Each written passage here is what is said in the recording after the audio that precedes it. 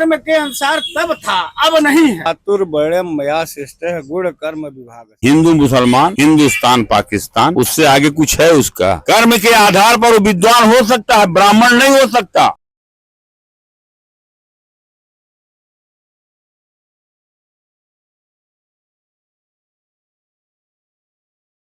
UP में BJP की सरकार है। बीजेपी आए दिन कहती रहती है कि वो कोई जातिगत राजनीति नहीं करती है। इसी बीच लेकिन थाने की बात अगर किया जाए तो थानों में किसी विशेष जाति के लोग ज्यादातर पाए जाते हैं। इसी बीच हमारे साथ एक सपा नेता मौजूद है, तो आइए उनसे बातचीत करते हैं और जानते हैं कि बीजेपी के इस कथन में कितनी हद तक सच्चाई है। आपका नाम? जावेद जाफरी। क्या बीजेपी जातिगत राजनीति करती है या नहीं करती है? बीजेपी का पार्टी और सरकार का वजूद ही जातिगत समीकरण राजनीति से है। हिंदू मुसलमान, हिंदुस्तान पाकिस्तान, उससे आगे कुछ है उसका? लेकिन अगर सपा की बात करें तो सपा भी तो एक विशेष जाति को ज्यादा प्रभुत्ता देती है और विशेष जाति के बारे में ज्यादा बात करती है। इनफैक्ट सपा का ये कहना भी है कि वो MY की राजनीति करती है, यानी कि मुस्लिम और यादव की राजनीति करती है। तो इस पे आपका क्या कहना है? ये तो हर आदमी के मुंह की अपनी बात है, कोई कुछ भी कह दे। एक भी मिसाल आप दे दीजिए कि समाजवादी पार्टी या वर्ग विशेष जात की राजनीति करती है, हम पार्टी छोड़ देंगे। रामायण काल से महाभारत काल से यहाँ की तुलना करें 5000 वर्ष होता है। 5000 वर्ष में संस्कृतियों का परमिश्रण होता है। अगर जो साइकोलॉजी पढ़ी होंगी आप, सोशियोलॉजी, तो जानते होंगे जहाँ एक संस्कृति दूसरी संस्कृति अगल बगल में रहती है तो उसमें मिश्रण होता है। शिष्ट गुण कर्म विभाग से, तो यहाँ ब्राह्मण कहाँ जिम्मेदार होता है जातियों की उत्पत्ति के संबंध में? पहली बात तो ये जान लीजिए। नहीं, उसमें कहा गया है कि आपके कर्म के बेस पे आपकी जाति निर्धारित होती है।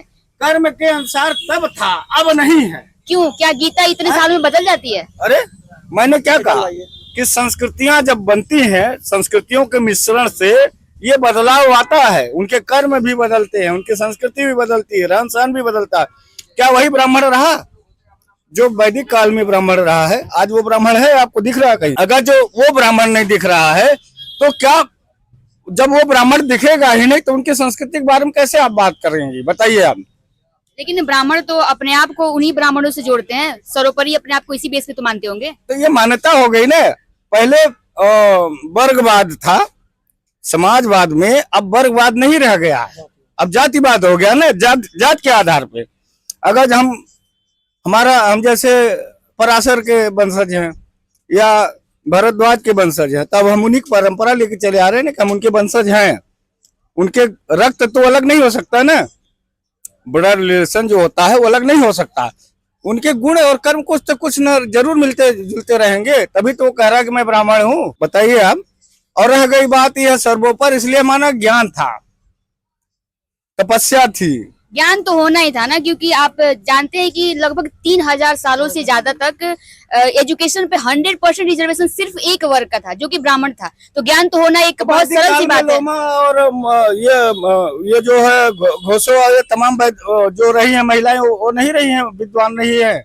गार्गी वगैरह कौन थी बताइए? एक आध तो गिने चुनवा जाते, लेकिन मोस्टली आप देखा, आप शिक्षा लेने के लिए पहले आप पहल तो आपने कहा कि 100% रिजर्वेशन केवल ब्राह्मणों को था एजुकेशन। 3000 साल। मैं आपको बता दूं, ब्राह्मण वो है जिसने समाज की रचना की। समाज में उठना बैठना बोलना पढ़ना लिखना A to Z, एक से लेकर जेड तक। आज जो समाज में जो भी लोग हैं वो ब्राह्मण हो, क्षत्रिय हो, सुन लीजिए मेरी बात, पर शूद्र हो, वैश्य हो, किसको क्या काम करना चाहिए, उनके गुण धर्म के अनुसार उनको क्या एजुकेशन करनी चाहिए, उनको पढ़ाना। जो आज लोग जा रहे हैं, जो ये परंपरा है कि स्कूल जाइए पढ़िए लिखिए, ये ब्राह्मणों की ही दी हुई है और किसी की नहीं दी हुई है। और लोग पढ़ रहे हैं, ये बात और है कि पढ़ के उनका विरोध। और दूसरी बात, 3% ब्राह्मण है, कोई 1% रिजर्वेशन नहीं उनके लिए पूरे हिंदुस्तान में। तो उनकी ये ब्रीड है कि वो टॉप पे हैं हर जगह। नहीं, सुनिए मेरी बात। आप उनको कोई एग्जाम फेस करा दीजिए, वो टॉप कर जाते हैं। क्या क्यों नहीं करेंगे टॉप? अगर आपका जो बैकग्राउंड है वो स्टार्टिंग से एजुकेशनल बैकग्राउंड रहा। सुनिए, आप समाज की बात, समाज में जो दबे पिछले वर्ग है उनके पास एजुकेशन का राइट नहीं था। आप आए, मेरी उम्र 40 साल, मेरी उम्र 40 साल।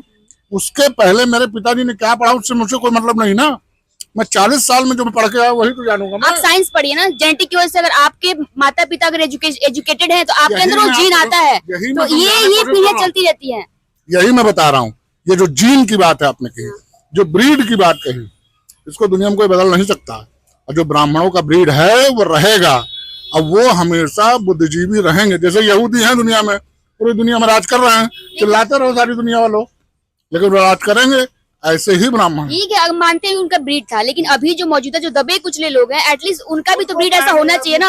स्टार्टिंग से अगर वो भी पढ़े होते तो वो भी आज इस ब्रीड में आते, इतना आगे बढ़ पाते ना। मेरी बात सुनिए, मीणा है राजस्थान में, मोस्ट ऑफ द आईएएस पूरे हिंदुस्तान में मीणा है।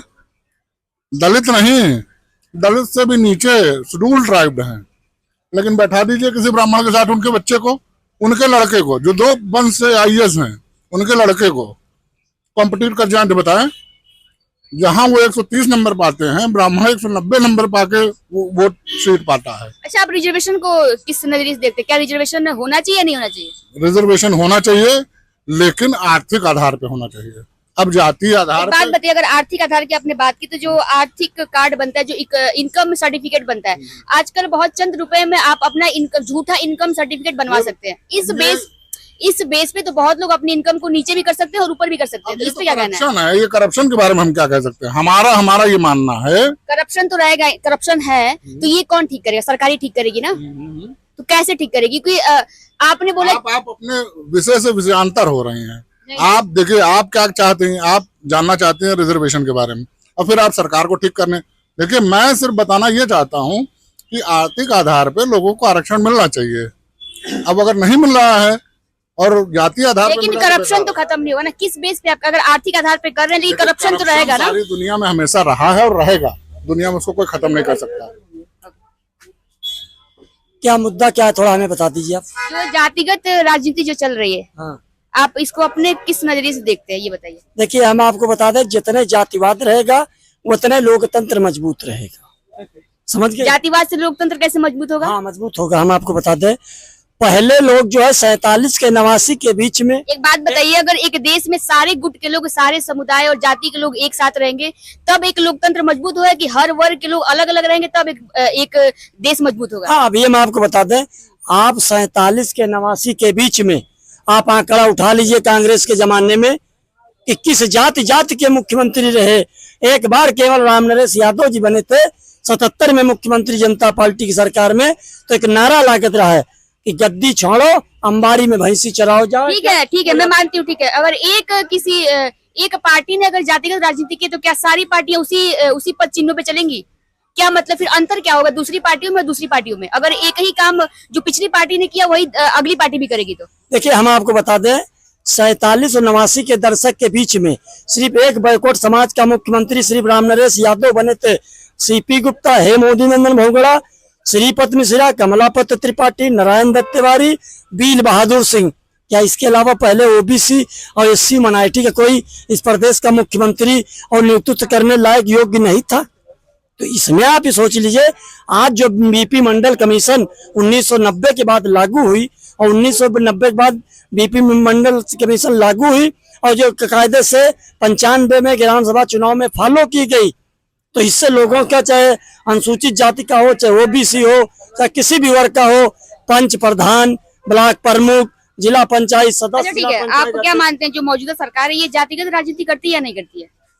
हम तो भारतीय जनता पार्टी के माननीय नरेंद्र मोदी जी को कूट कूट बधाई देते हैं कि पिछड़ा वर्ग आयोग को उन्होंने संवैधानिक दर्जा दिया और जाति जनगणना का उन्होंने जो है ऐलान किया कि जिसकी जितनी भागीदारी उतनी हिस्सेदारी।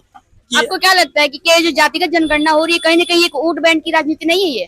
ये वोट बैंक की अधिकार बात नहीं है, ये सामाजिक न्याय की बात है। आपको पता होगा कि किस वर्ग में आपको कितने वोट चाहिए, या फिर किस वर्ग को आपको अपने समकक्ष लाना है, कितना मेहनत करना है किस वर्ग पे। अगर जातिगत राजनीति आप करेंगे तो आप देखेंगे कि कौन सा वर्ग आपके अगेंस्ट है, कौन सा वर्ग आपके साथ है। जहाँ अगेंस्ट होगा वहाँ पे इजिली आप वोट बैंक की राजनीति कर सकते हैं और सारे गुटों को एक साथ ला सकते हैं। इस पर क्या कहना है आपका? देखिए, हम आपको बता दें, बैकवर्ड में गिनी चुनी कौमों ने फायदा उठाया है। अब जब जाति जनगणना होगी तो इससे ये मालूम हो जाएगा कि किसकी कितनी भागीदारी, उसी हिसाब से जो है हिस्सेदारी सरकार तय करेगी और जाति जनगणना अगर माननीय प्रधानमंत्री जी ने कराई है और अनुप्रिया पटेल और आशीष पटेल ने, तो हम उनको कूट कूट बधाई देते हैं। और इतना नहीं, नगर निगम में ओबीसी का चुनाव इलाहाबाद हाई कोर्ट से खारिज हुआ था।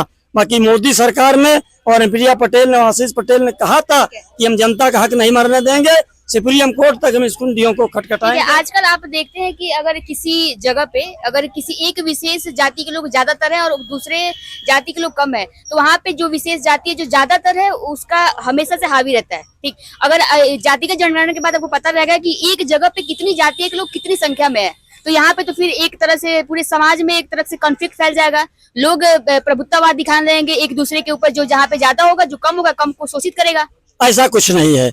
आप देखिए, एक मिनट आप देखिए, हम आपको एक बात बता दें, आप पढ़ी लिखी लड़की हैं, जहां पर आजकल सबसे पहले तो शिक्षा का अभियान अधिक से ज्यादा बढ़ रहा है, और शिक्षा का अभियान बढ़ने के बावजूद में जो आप लोग पढ़े लिखे हो, जब पहले गंवार थे तब लोग जो है लड़ाई भिड़ाई करते थे, अब लोग पढ़े लिखे लोग हो गए हैं, अब लड़ाई नहीं करते, चाहे गरीब हो, चाहे अमीर हो, चाहे हिंदू हो, चाहे मुसलमान हो, सब भाईचारा बना के रख रहे।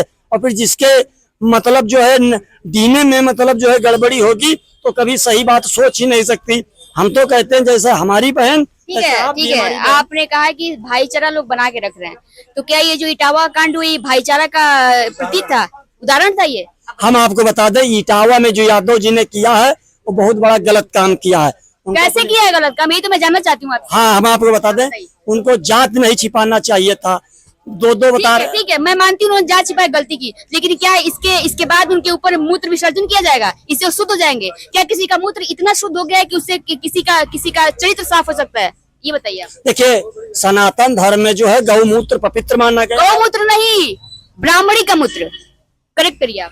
तो उस चीज का हम मौके पे नहीं मौजूद थे, तो इतना बड़ा हम कमेंट नहीं कर सकते। कहते इतना बड़ा हम कमेंट नहीं कर सकते जब हम मौके पे नहीं है, समझो। जहाँ पर बात काट दिया, आधी कर दिया, पूरा टेस्ट आपने गड़बड़ कर दिया हमारे बयान का।